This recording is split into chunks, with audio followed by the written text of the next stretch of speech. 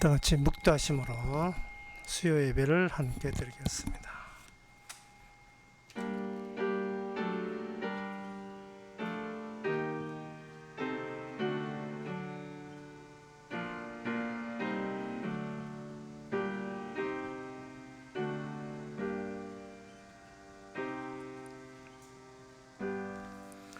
저가 그 말씀을 보내어 저희를 고치사 위경에서 건지시는도다. 여호와의 인자하심과 인생 있게 행하신 기이한 일을 인하여 그를 찬송할지어다. 말씀을 주셔서 저희들을 건져주시는 하나님, 우리 힘으로 우리 자신을 건질 수 없는 지경에 있음을 저희들이 파악하고 말씀 외에 고칠 것이 없음을 또한 인정해서 주의 뜻보다 주의 말씀을 먹는 생활이 계속되게 하옵소서. 예수님의 이름으로 기도합나이다. 아멘. 찬송가 412장 봅시다.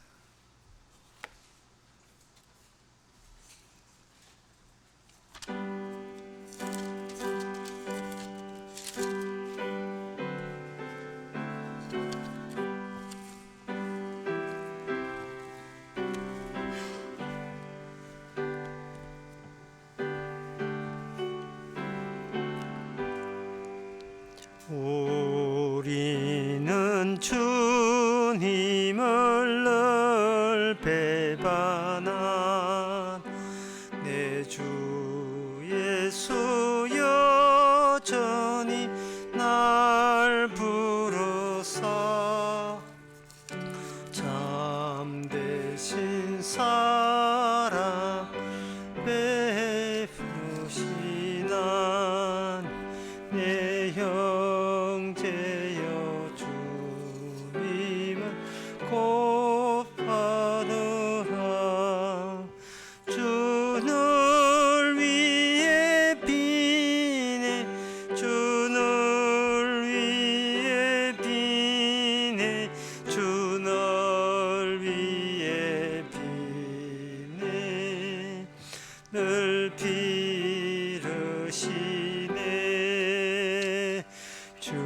주께서 풍성 은사를 내려 내 영혼이 나날이 복받으니 주 예수를 그대도 구주로 섬겨 곧 따르면 풍성한 복 받겠네. 주를 위해 비네 주를 위해 비네 주를 위해 비네 늘 비르시네. 무거운 짐 지고 애타 인생 주 예수께 돌아와 곧 믿으라. 내 주 예수 그대를 돌보실 때에 참 복락과 네가 늘 있겠네. 주를 위해 비네 주를 위해 비네 주를 위해 비네 늘 비르시네. 이 시간 다 함께 기도합시다. 기도 제목은 사람들이 주님이 주신 목적 외에 성경에서 나오는 그 나라 의라는 목적 외에 자기를 위한 다른 목적을 따로 갖기 때문에 그때부터 이제 문제가 일어납니다. 따라서 우리가 기도할 것은 현재 내가 하고자 하는 그 목적이 주님의 복음과 무슨 관계가 있는지 돌아보고 검토하고, 이게 내 욕심이 아닌지 주님의 십자가와 어떻게 연결되는지를 돌아볼 수 있도록 다 같이 기도합시다.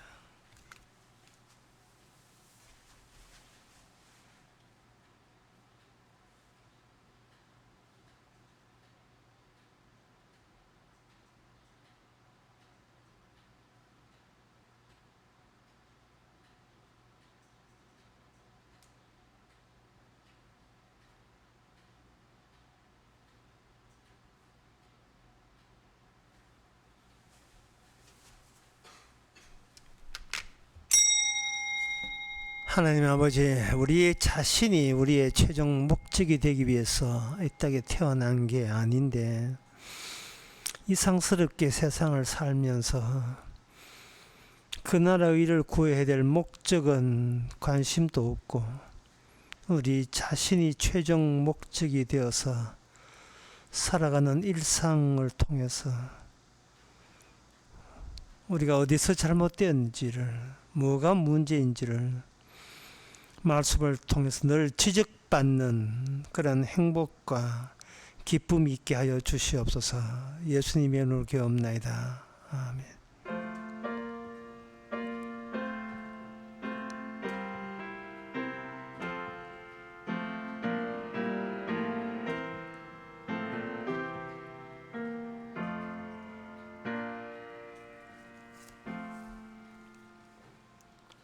하나님의 말씀은 말라기 2장 15절에서 17절까지입니다. 여호와는 영이 유효할지라도 오직 하나를 짓지 아니하셨느냐? 어찌하여 하나만 지으셨느냐? 이는 경건한 자손을 얻고자 함이니라. 그러므로 내 심령을 삼가 지켜 어려서 취한 아내에게 괴사를 행치 말지니라. 이스라엘의 하나님 여호와가 이르노라. 나는 이혼하는 것과 학대로 옷을 가리우는 자를 미워하노라. 만군의 여호와의 말이니라. 그러므로 너희의 심령을 삼가 지켜 괴사를 행치 말지니라. 아멘. 여기 여호와란 말이 15절부터 처음 등장해서 시작되지요. 하나님이 원하는 것을 하나님이 말씀으로 이스라엘에게 선지자를 통해서 제시했습니다. 하나님이 원하는 것이 제시했단 말은 하나님께서는 인간이 개인적으로 원하는 것, 인생의 의미를 담는 것을 전부 다 거절하시는 하나님이라는 뜻이죠. 하나님께서 거절까지 하시면서 하나님의 뜻을 관찰하는 방식이 우리에게 말씀을 주시는 방식입니다. 하나님의 말씀이 딱 주어지게 되면 이것부터 생각하면 돼요.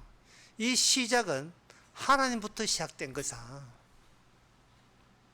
그런데 우리가 하는 모든 생각은 그 시작점이 하나님이 아니고 나부터 시작된 것이 나의 욕구와 욕망을 통해서 우리의 행동으로 나오는 겁니다.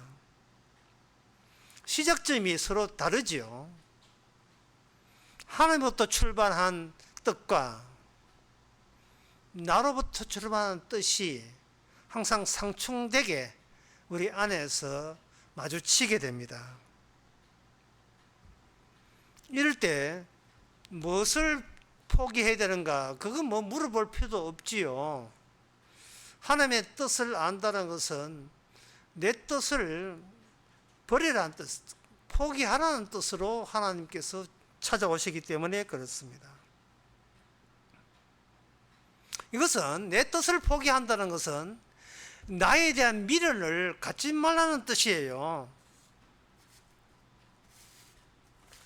출애굽기 32장 8절에 보면 하나님께서 이제 모세가 시내산 올라가고 난 뒤에 산 밑에서 사람들이 여호와를 나름대로의 여호와를 찾았어요.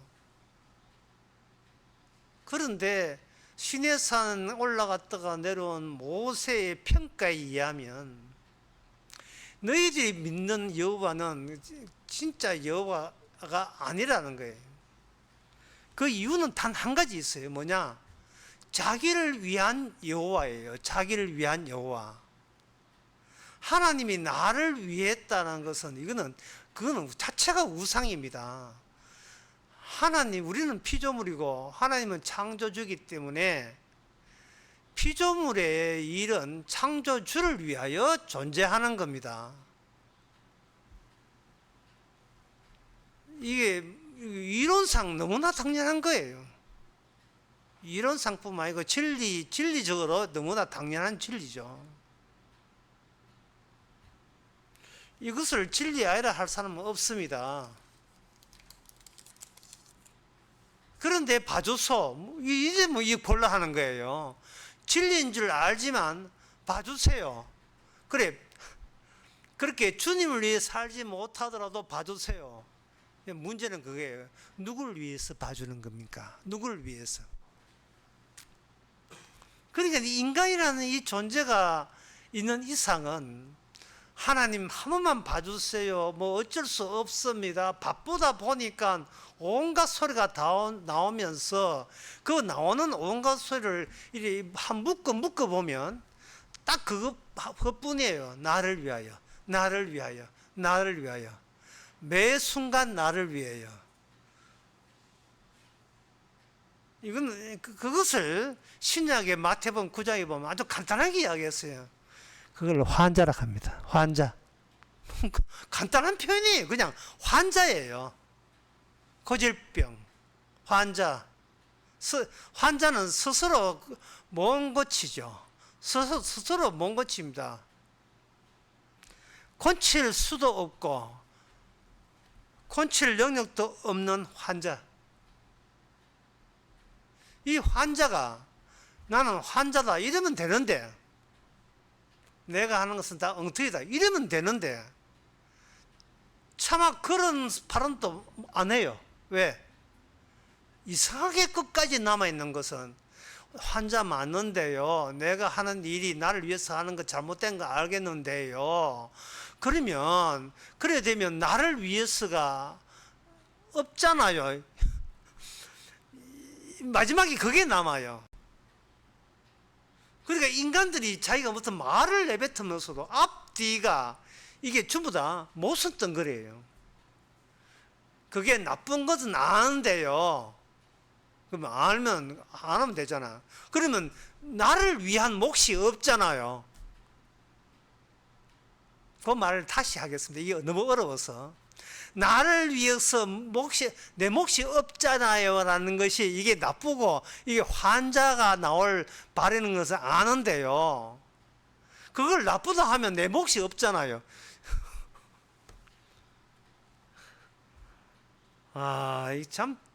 이 병이 독해도 보통 독한 병이 아닙니다. 그래서 뭐 요새 좀 말씀 좀 생각하고 말씀에 관심 있습니까? 이러면 그 부딪혀서는 그 답변이 뭐냐? 그러면 내 몫이 없잖아. 나를 위한 시간이 없잖아요.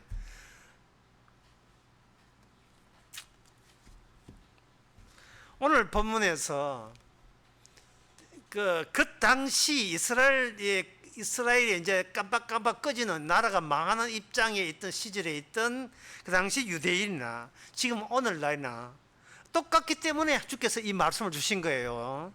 우리가 뭐 아예 관계없다 하면 이 말씀 아예 말라기라는 게 있을 수도 없어요. 우리가 똑같이 말라기에 나오는 그 당시 사람들, 지적받는 사람과 똑같이 살아가기 때문에 오늘 본문 말씀 주시는 겁니다. 오늘 보면 출발이 여호와부터 출발해요. 출발을 뭐 말씀이 어렵다 하지 마세요. 그냥 출발이 여호와예요. 출발이 여호와고, 오늘 본문 내용에 보면 경건한 자손을 얻고 합니다. 하나님의 뜻은 뭐다? 경건한 자손, 경건한 자가 있기를 원한다 이겁니다. 그러면 그 뜻은 요지부정이죠. 뭐 수정될 여지가 없습니다. 뭐 이렇게 해서 경건 못했습니다. 저렇게 경건 못했습니다. 그는 군소리 달면 안 돼요. 그 어디까지는 우리 생각이지 하나님의 뜻은 뭐 전혀 달라지지 않습니다. 그래서 여기서 이제 변명할 생각하지 말고 일단은 들어보세요. 하나님의 뜻이 이 인간 현실 속에서 어떤 식으로 어떤 현상들을 남겼는지, 하나님과 인간이 계속해서 이스라엘에게 하나님께서 말씀을 주심으로써 다른 민족은 모르겠고 이스라엘 내부가 하나님 앞에 어떤 식으로 지적을 받는지, 이 지적받는 것을 다행스럽게 여겨야 돼요. 하나님께서 대시를 하니까 지적을 받는 거예요. 그게 하나님 살아 계신 겁니다. 하나님은 양궁선수요, 우리는 가만히 서 있는 표적지예요. 저기서 화살을 막 팍팍 쏘대는 거예요. 말씀의 화살을. 엑스트라 10 막 정식으로 꽂히는 겁니다. 계속. 또 양궁 로봇 같아요. 이게 거의 10점을 놓치지 않아요. 우리의 그 지적받을 지점을 정확히 아시고 계속 말씀으로 꽂아 하는 거예요. 그러면 우리가 남 앞에 내세울 것은 화살이 수북하게 꽂히는 표적지 그 자체로 다른 사람에게 내비치면 되는 겁니다. 다른 사람이 당신 참 교회 잘 다니니까 경건하지 그지 하면 우리는 뭐라고 답변합니까? 이 꽂힌 화살 좀 봐라. 네가 보기에 이게 경건해 보이냐? 화살이 경건하다. 화살이 경건치 않음을 향하여 쏘아대는 주님의 말씀이 경건하다. 그 말씀 안에 경건이 드는 거예요. 따라서 나는 경건 못하니까 말씀 안 볼란다 하지 말고, 그 경건치 않음을 위하여 쏘아대는 그 경건한 말씀 안에 뭐가 들어있는지를, 그것을 증거하시면 되는 겁니다. 우리는 늘 쏘세요 하고 있으면 되고요. 그러면 이 경건한 자손을 얻는다고 운을 떼시면서 그 다음에 뭐냐 하면 경건치 않은 예를 여기다가 들었습니다. 16절에 보면 이스라엘 하나님 여호와가 이르노니, 먼저 하나님부터 출발한다 해서의 모든 의미가, 나는 이용하는 것과 학대로 옷을 가려운 자를 미워하노라 라고 돼 있어요. 예, 우리 가슴에 박힌 하나님의 경건한 말씀입니다. 여기에서 옷이 나옵니다. 그 옷 부분을 다시 읽어보면 이용하는 것과, 여러분 그 무슨 뜻인지 아시죠? 학대로 옷을 가리고는 자는 미워한다. 학대로 옷을 가리고는 자는 미워한다. 이게 무슨 뜻이냐는 거예요. 자기 남편이 자기 아내를 학대하는 것이 왜 그 하나님께서 그걸 왜 미워하시지? 이 질문 자체가 좀 이상하게 느껴지지 않습니까? 아내가 폭력으로 남편이 폭력으로 아내를 막 학대하고 때린다. 근데 하나님이 그걸 왜 미워하지? 우리가 어떤 말씀을 들을 때요, 당연히 미움할 만하지 이렇게 생각하면 안 돼요. 왜냐하면 인간 대 인간 사이에 있던 윤리 도덕적 관점이 하나님과 인간 사이에 허락도 없이 마구 이게 섞이는 경우가 있어요. 남을 이렇게 남편 돼서 아내를 사랑하지 때리면 안 돼. 이거는 하나님의 말씀하고 관계없어요. 없고 인간 대 인간의 상식에 속하는 겁니다. 속에 그 남편이 배웠다는 사람이 그 여자가 약하다는 이유 때문에 그렇게 때리면 안 돼? 안 되지. 예? 아니, XY 염색을 가진 남자가 XX 염색을 가진 여자를 검투라는 이름으로 패면 됩니까? 죽는 수가 있어요. 이 공정게임이 아니잖아요. 그러나 그거는 인간들을 또 알 수 있는 겁니다. 아, 이런 주봉은 처음이었다 뭐 이래가지고 이 여자 게임이냐 남자 게임이냐 뭐.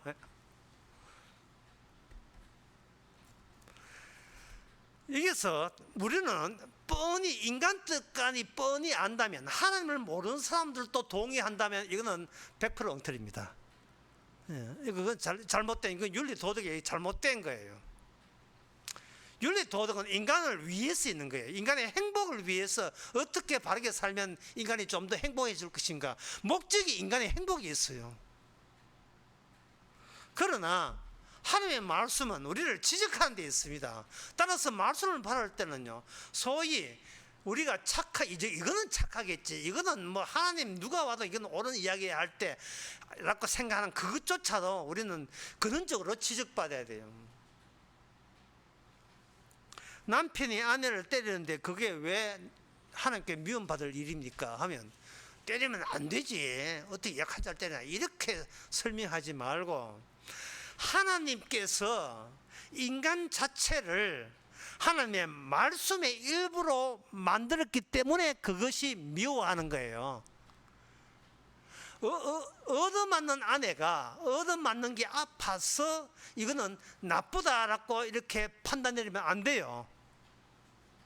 내가 아프니까 나쁜 것이고, 내가 내 마음에 흡족하면 좋은 남편이다, 이거는 여자 본인 생각이지, 인간의 여자가 자기 행복을 최종 판단 기준으로 삼을 때나 나올 결론이지, 그게 하나님하고 무슨 관계 있습니까?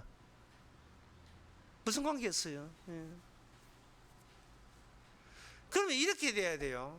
나는 남편이 여자한테 난 당신을 사랑해 하면, 정신 똑바로 차려. 내 사랑하지 말고 주님부터 사랑해야지. 화를 막 내야 됩니다. 당신이 나를 사랑하는, 주님보다 나를 먼저 사랑하는 그 하나님께 밉상받는 짓을 왜 함부로 하십니까? 혹시 그런 아내 보셨습니까?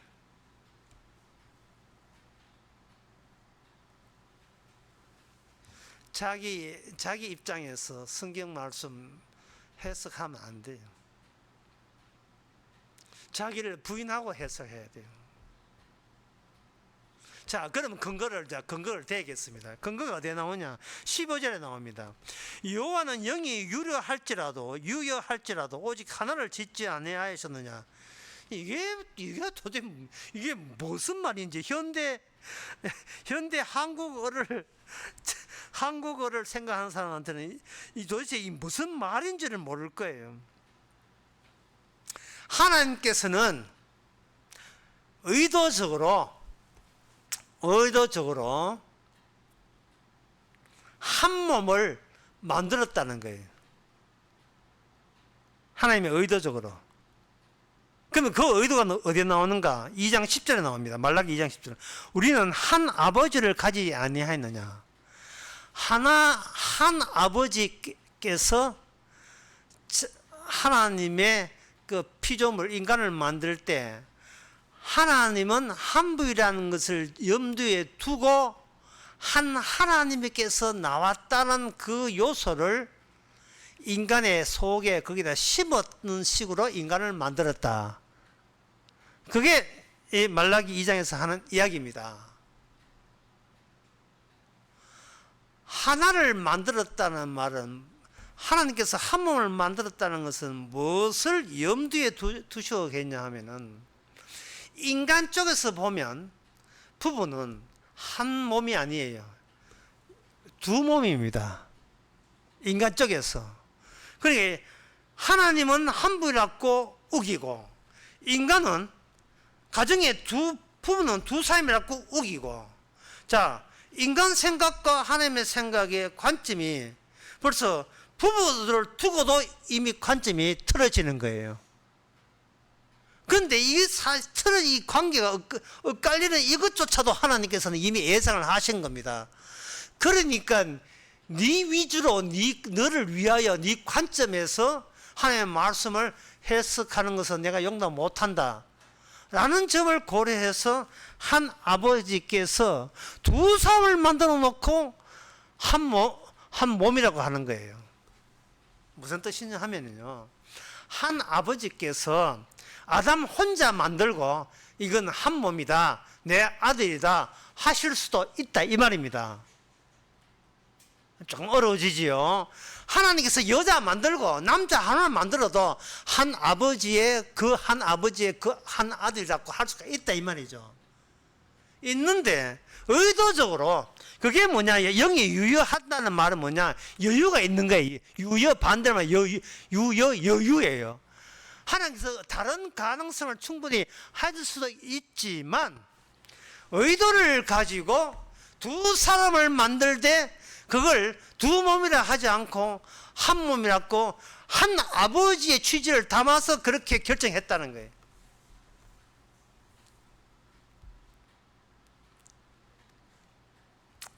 자, 그렇게 결정한 그 하나님의 의도가 무엇인가 하는 게, 의도가 무엇인가.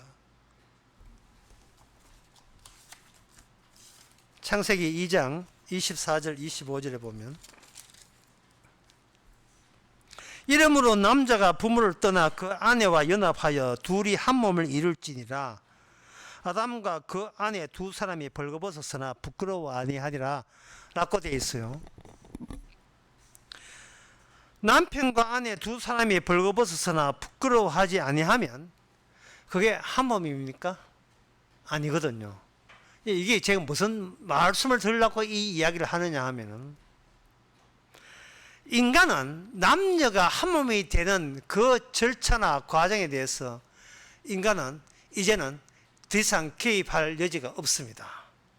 인간의 논리로 분석 불가합니다. 왜 두 육체가 한 몸이 되는지 거기에 대해서는 알 길이 없어요. 왜냐, 하나님이 만들었기 때문에 인간으로서는 노터치, 인간으로서는 개입이 안 됩니다. 그 논리에 대해서. 그냥 그 한 몸 된 것을 부끄러워하지 않은 방식으로 그냥 즐기는 거죠. 예를 들면 이런 겁니다. 사람이 이 콧잔등에 종기가 안 생기면요, 이 종기 없는 콧잔등이 정상인 줄 알아요. 근데 모기한테 물려서 콧잔등에 종기 생기고 이러면 무엇이 그리운가 하면은 종기 없을 때가 굉장히 그리워지는 거예요. 요거만 없었으면 살만한데, 이 종기에.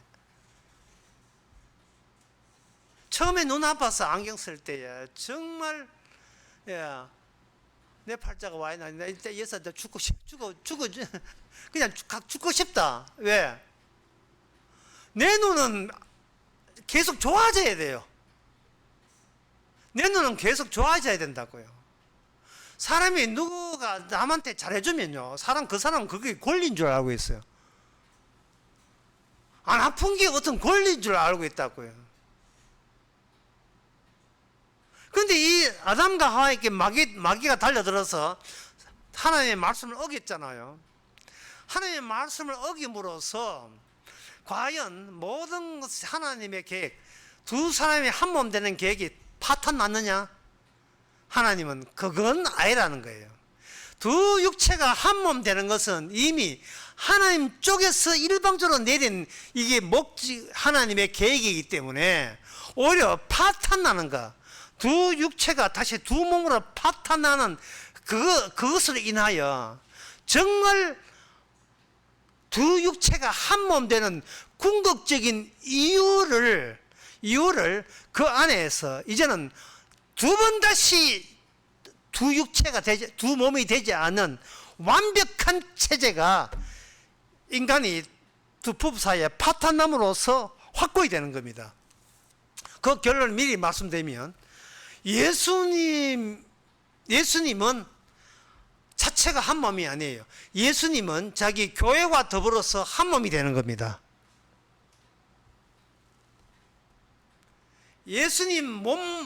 예수님의 남자 몸이 있다고 해서 한 몸이 아니에요. 예수님 몸조차도 교회가 신부가 되어야 하나님의 온전한 한 몸이 되고, 그걸 그리스도의 몸이라, 그리스도의 육체라 이렇게 해요. 머리는 그리스도요, 우리는 몸이라 해요. 이게 결론 부분이에요. 그러면 피조물 주제에 내 자체가 결론되면 안 되지요. 피조물 주제에, 피조물의 완결된 의미는 숨어있는 하나님, 그러니까 예수님을 말합니다. 숨어있는 하나님이 주가 될 때 완결되는 거예요. 인간이 아담과 합체해서 범죄할 때에 준비된 주님이 인간 세계에 들어오게 돼요. 여자의 후손으로서. 여자의 후손으로 들어온다고요. 여자의 후손 들어왔다고 해서 인간의 부부 관계가 원활하게 되는 건 아닙니다. 인간은 창세기 3장에 넘어오면 인간은 어떤 수를 해도 창세기 2장으로 못 들어가요. 결혼식 해가 우리 둘은 한 몸이다. 백날 해도 그건 안 통합니다. 우리는 한 몸이지 헤어지지 말자. 헤어지지 말라면 꿈에도 어젯밤에 무슨 꿈 꿨네. 이런 꿈. 그게 바로 나도 똑같이 꿔서 우리 신기하지. 이런 부분은 없어요. 동상이몽입니다. 같이 잠자도 꿈은 다 달라요. 이거 딴 몸이에요. 그 딴 몸을 하나님께서는 계속해서 한 몸인데 왜 너희들은 헤어지는가? 내가 하나님 한 몸 되게 하는 것은 경건한 자녀를 한 몸이라는 입장에서 내가 태어나게 해서 출생이라는 방식으로 경건한 자식을 출산 방식으로 경건한 자를 놓는 것이 내 율법적인 취지인데 너희들은 왜 너희들 자식이 경건하지 않은가? 그 책임, 그 문제가 바로 너희들 부부한테 있잖아. 자꾸 계속해서 추궁하고 따질 수 있는 그런 현상들이 유대 민족 안에 계속 일어나고 있었습니다. 일어날 때마다 슈슈슈 하고 주의 말씀, 창세기의 그 원론적인 말씀에 계속 쏟아대는 거예요. 말라기 2장 다시 본문해서 내가 한 몸 되게 한 것은 경건한 자손을 얻고자 합니다. 이 말이죠. 경건한 자손. 부부가 한 몸이 될 때 그 한 몸의 취지가 하나님의 부부를 한 몸 되게 한 취지가 한 몸으로 유지될 때만 그 밑에 나온 출산된 자식도 경건한 자식이 된다는 그 원리를 생각해서 나는 아담과 하와를 한 몸 되게 했다. 그렇게 말씀하시는 거예요. 그런데 이 16절에 보면 남편이 아내를 패는 거죠. 뭐 팬다는 말은 아니지만 악으로 학대를 한다 이 말이죠. 그러면 말라기에 들어서 최초로 부부싸움이 있었습니까? 그전에는 부부싸움 없었습니까? 그전에는 아내에 대한 학대가 없었습니까? 그러면 그전에는 학대가 있었다 이 말이죠. 그러면 그전에 학대가 있는데도 불구하고 하나님께서 인간을 그만하고 나 인간은 볼일 다 봤다. 이제 나 다 죽여볼 거야. 노아 홍수로 다 죽일 거야. 나 인간한테 기대 안 한다. 끝. 왜 하나님께서는 인간을 멸종시키지 않고 왜 아직도 경건에 기대 거시면서 이스라엘 민족을 계속 혈육적으로 자녀 생산을 허락하시는 이유가 뭐냐? 그것은 오늘 본문에 보면 옷 때문에 그래요. 옷. 16절에 학대하는 남편이 아내를 패면서 뭐로 패느냐? 그것을 학대를 아내를 가리우는 옷으로 사용한다 이 말이죠. 학대 그 자체가 니는 이 옷으로 입고 댕기라 해서 매일같이 술 먹고 들어와서 패는 거예요.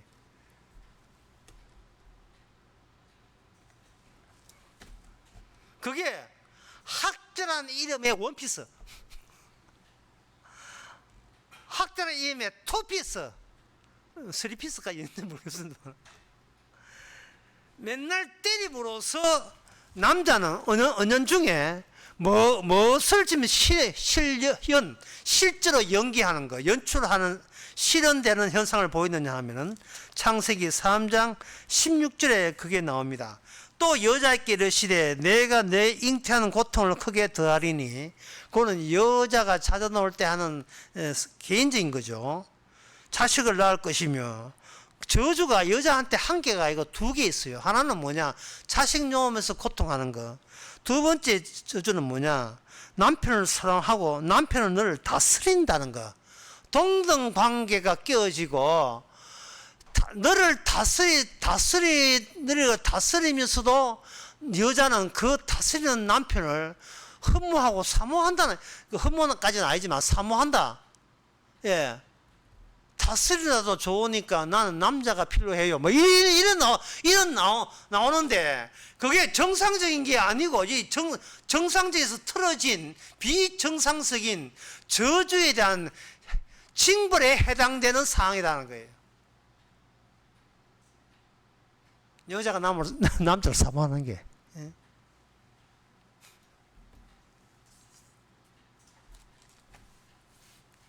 물론 여자가 남자를 사모할 때 내 저 패주세요 이런 여자는 없어요. 예.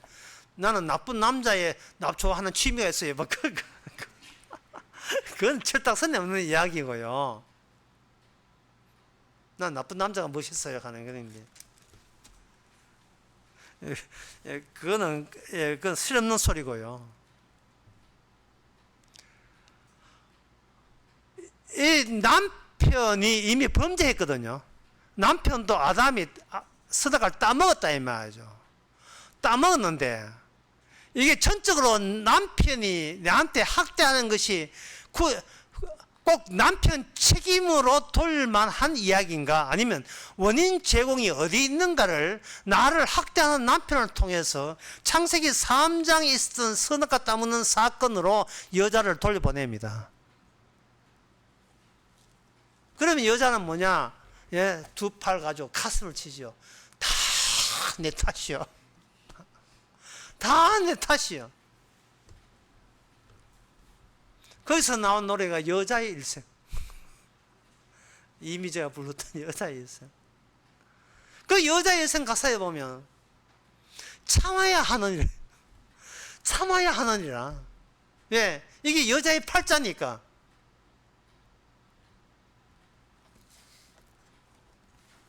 들어보면 옛날 그 할머니 시대 그 시대의 이야기를 들어보면 여자는 그게 미덕이라고 남자가 권력을 쥐고 있는 국가의 윤리 체제에서 그렇게 가르치고 있었던 거예요. 참아야 하느니라. 그게 여자의 덕행이라고 남자 체제에서 그렇게 이야기한 거예요. 남자 체제에서 16상 만들어 가지고.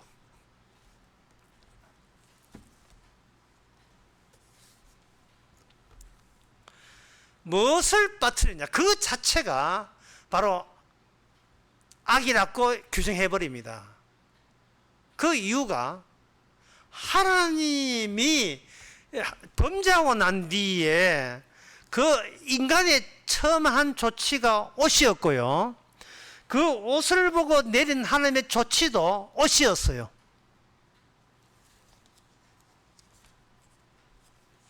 이게 처음에 창세기 그 3장 7절에 이에 그들의 눈이 밝아 이렇게 되어 있어요. 눈이 밝아. 눈이 밝아졌다는 것도 이거는 총괄적인 저주입니다. 인간에게. 왜 이게 저주냐 하면은 2장으로 못 돌아가기 때문에. 창세기 2장 하나님이 그때 만드신 그때 그 인간, 남녀 여자가 합해서 두 육체가 한 몸이 되는 그때 그 시절이 그리워라. 뭐 그리워다 해서 소용없어요. 못 돌아가요. 못 돌아가니까 이거는 뭐냐? 아까 이야기하는 환자입니다. 병을 못 고치는 환자예요. 고칠 수가 없어요. 이 눈이 밝음에 대해서 열왕기하 6장 14절 18절에 그 이야기 좋은 예가 있어서 제가 소개해 드립니다.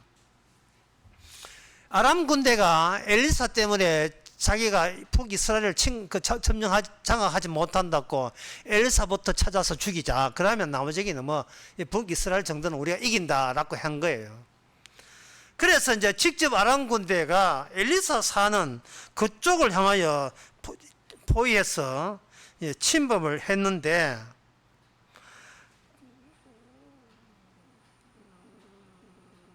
이제 그 엘리사 사는 동네가 이제 역시 북이스라엘 동네니까 이제 이스라엘 사람들은 이제 고민이 된 거죠. 왕도 아주 고민이 되고, 게하시죠. 게하시가 엘리사 사환이죠. 사환이 가서 보니까 군사와 말과 병거가 성을 에워선 거예요. 엘리사에 있는 성을 가득하게 세운 겁니다. 그러니까 그 사환이 엘리사에 고하되 하하 내 주여 우리가 어찌하리까. 죽었다 이 말이에요. 우리는 죽었다 이 말입니다. 자, 이럴 때 이게 엘리사 사환이 눈이 밝은 거예요. 이 눈이 밝은 게 저주예요.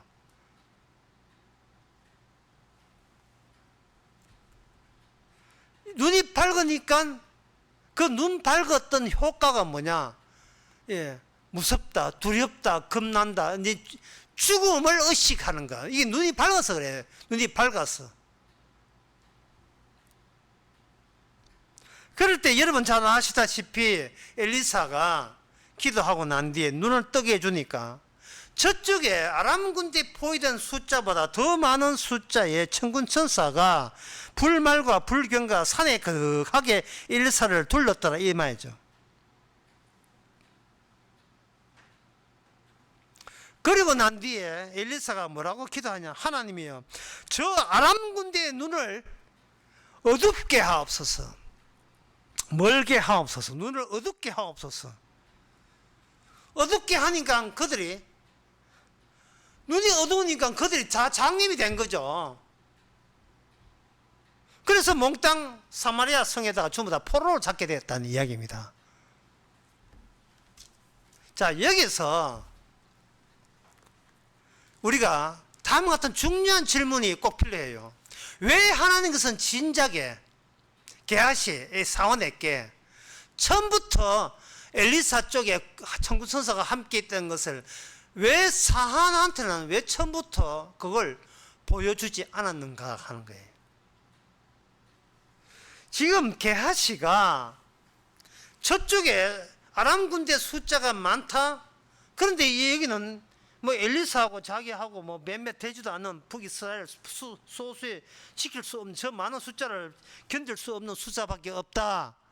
라고 하는 이 이야기가 다 이 게하시가 나름대로 세상을 관찰하고 측정하니까 나온 나름대로 눈이 밝다고 생각하니까 나온 거예요. 자기 생각이에요. 그런데 하나님께서 그 눈을 열게 하니까 천군천사가 있다. 그러면 게하시가 야 우리는 살았구나 하면 안 돼요. 그건 눈이 어두운 거예요. 역시 뭐냐 도대체 엘리야 당신은 누구십니까? 엘리야 아니고 엘리사. 자기는 엘리사를 봐야 돼. 엘리사를. 왜 같은 인간인데 엘리사는 보는 것을 나는 왜 못 보는가? 이 경우가요, 이런 경우가 바로 예수님의 제자와 예수님 관계가 똑같은 거예요.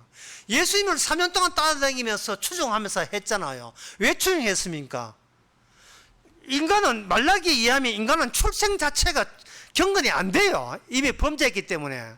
그러면 인간들이 출생 자체가 경건이 안 된다면 어떤 훌륭한 스승님, 훌륭한 선지자 그런 것을 추종하고 따름으로써 거기 한 수 배우고 두 수 배우고 어떤 성경 공부해가지고 복음을 배움으로써 나도 경건한 사람으로 변할 수 있지 않겠는가 라는 그러한 대안을 가지고 따라다녔어요. 누가? 예수님의 제자들이 예수님을 따라다니 무슨 소용이 있습니까? 아무 짝도 소용이 없지요. 왜? 다 도망갔는데요. 예수님 십자가 달 때 다 도망갔잖아요. 추종한다고 경건한 사람 되는 게 아닙니다. 하지만 인간을 할 수 있는 게 그 훌륭한 스승님 만나서 그 말씀 들으면서 스승님 해서 하면서 추종하는 그 외에 다른 대안이 없어요. 다른 대안이 없습니다. 그러면 출생도 안 돼. 경건 안 돼. 추종도 안 돼. 그러면 천국은 누가 가죠? 안 되는데. 뭐 어디 경건치 않은 인간을 천국에 넣어줄 리가 없고. 여기 옷이 하나 등갑니다. 그 옷이 뭐냐? 바로 가죽 옷이에요. 가죽 옷은 처음부터 하나님께서 가죽 옷을 지어 입지 않다는 것을 유념해 주시기 바랍니다. 처음부터 게하시 엘리사 사안에게 처음부터 청구서서가 함께 있다는 것을 보여주지 않음을 유념해 주시기 바랍니다. 인간은 자기가 어떻게 해도 경거치 않은 그런 존재로 태어났음을 인식하는 거예요. 인간은 아무리 해도 자기의 고질병은 어떻게 고칠 방법이 없다는 것을 명심토록 하는 거예요. 하나님께서 아담과 하와가 범죄하고 난 뒤에 부끄럽다고 수치스럽다고 옷부터 만들었잖아요. 그 만든 행위를 먼저 지켜보시고 그 만든 부위에다가 주님께서는 창세기 3장에 그 3장 20절에 참상 그 21절에 보면 하나님이 아담과 그 아내를 위하여 가죽 옷을 지어 입히더라 되었어요. 가죽 옷을. 그러면 아담과 범죄한 인간은 범죄한 입장에서 가죽 옷을 대야 돼요. 다시 한번 말씀드립니다. 여기서 범죄했다는 것은 무슨 뜻이냐? 도대체 무엇을 가지고 범죄했다는 것인가? 자기를 위하여. 눈이 떠여지게는 자기를 위해서가 없어요. 그러나 선악과 따먹고 인간은 자기를 위해서가 된 거예요. 자기를 위해서 말씀 지키고 자기를 위해서 예수 믿고 자기를 위해서 하나님 믿는 거 다 죄입니다. 자기의 행복을 위해서 결혼하고 자신의 경건됨을 위해서 경건하게 사는 거 100% 죄입니다.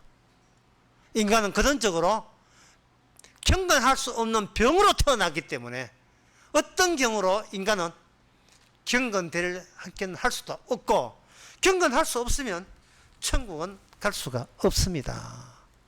이게 팩트입니다. 자꾸 이거에서 더 나가서 어떻게 하나님을 어떻게 내가 다른 방법으로 섬겨서 어떻게 내가 구원한다. 그것도 자기를 위해서예요. 그것도 이미 눈 뜬 상태에서 나온 아이디어입니다. 설교 끝나고 이제 집에 가실까요? 끝났는데 안 되는데요. 자, 가죽 옷이 인간은 폭력으로 연약한 아내를 때립니다. 아이고, 우리 남편은 제가 결혼 생활 20년, 30년, 40년, 50년 됐는데, 나를 때린 적이 없습니다. 목사님, 함부로 단정 짓지 마세요. 안 때렸다는 것은 그동안 얻어맞았다는 뜻이겠지요. 힘이 약해서, 기가 약해서. 사람이 꼭 때려야 때린 거고, 때려야 학대입니까? 그렇지 않습니다. 자기를 위해서가 결국 서로가 서로를 학대하는 관계로 보이지 않는 관계를 형성합니다. 연애할 때는 총각 때는 내한테 시집 오면 내 진짜 너를 위해서 뭐든 다 해줄게 라고 여자한테 잘 보일 때 그런 소리를 할 때 어떤 여자를 만나야 되느냐 하면은 나한테 잘하지 말고 주님한테 잘하세요. 그런 아가씨가 있긴 있습니까? 예. 왜 자꾸 나를 위해서라는 우리 가정 행복을 위해서는 그 죄를 자꾸 반복합니까? 이런 아가씨가 있으면 참 좋겠네요.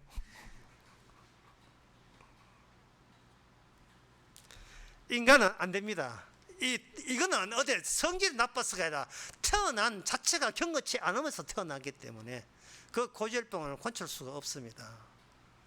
그러면 이 가죽옷 자체가 발전을 해요. 인간의 폭력 위에 그 옷 위에다가 가죽옷을 더딥히는 방식으로 인간의 모든 폭력을 잠재우는 식의 처방이 의사이신 주님으로부터 주어집니다. 그게 어디에 나오냐? 갈라디아서 3장 27절에 나옵니다.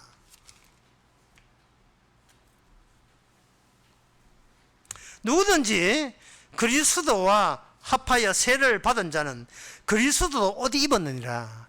그리스도의 옷이 뭘로 만든 옷이냐 하면 부활의 영으로 만든 옷이에요. 예, 세례, 성령 세례니까.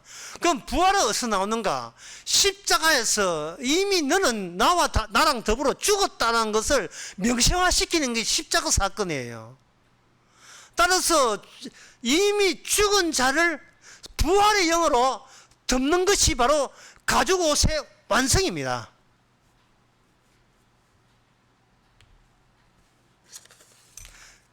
왜 그래야 되는가? 왜 우리가 굳이 꼭 죽어야 되는가?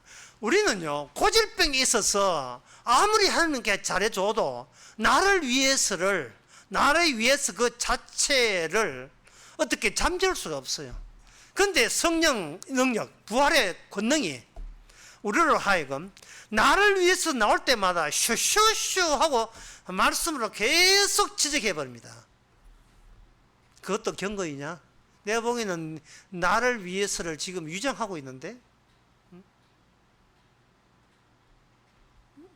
다시 말해서 정말 성령의 영능이 임하면요, 그 죄사함이 피에서, 예수님의 피에서 나왔잖아요. 예수님의 피에 피 빼놓고 나머지 다 버립니다. 물론 한 0.5초 이제 숫자 소석 줄어드는데, 얘는 3초 했는데 더 이건 넉넉하게 줄입시다. 0.3초 동안에 피만 있으면 아무것도 없어도 괜찮아요 라는 그 순간이 찾아오지요. 불현듯 성령의 역사로.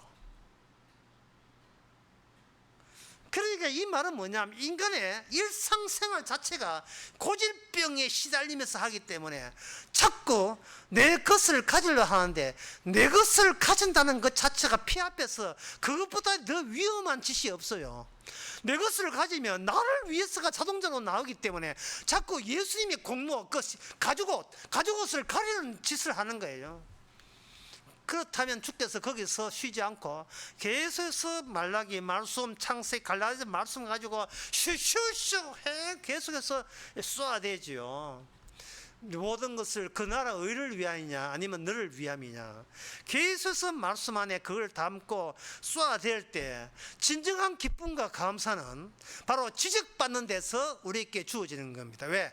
주님과의 부활의 주님과 함께 살고 있는 천국의 백성이 이미 되었기 때문에 그러합니다. 기도하겠습니다. 하나님 아버지, 저희들 말씀 자체가 되게 하옵소서. 우리 얼마나 죄인인 것도 있고 쏘아대는 말씀과 함께 겸하여 있는 움직이는 말씀판이 되어서 주께서 일으키는 일이 주님께서 스스로 완성함을 증거하는 저희들 되게 하옵소서. 예수님의 이름으로 기도합니다. 찬송가 383장 합니다.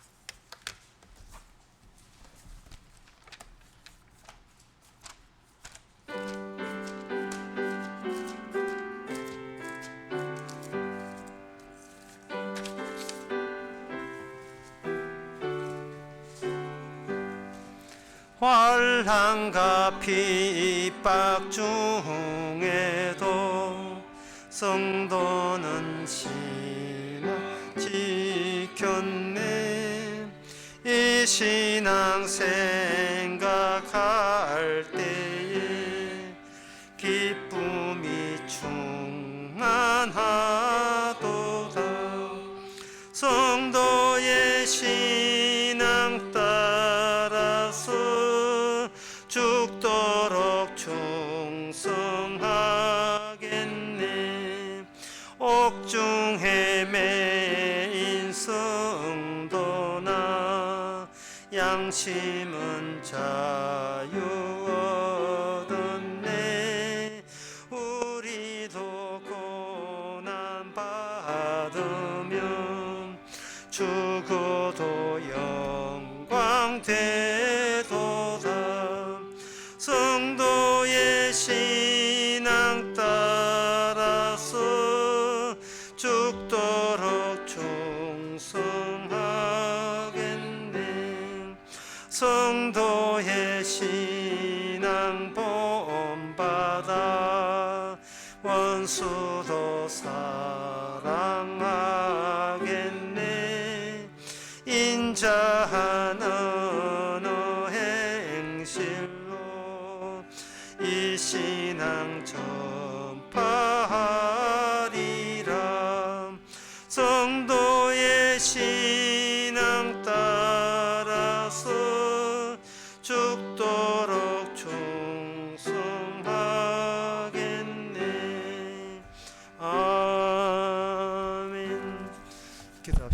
지금은 우리 주 예수 그리스도 은혜와 하나님의 크신 사랑과 성령의 충만하심이 모든 것이 주를 위해서만 존재함을 기쁨을 여기는 모든 성도에게 함께 계실지어다.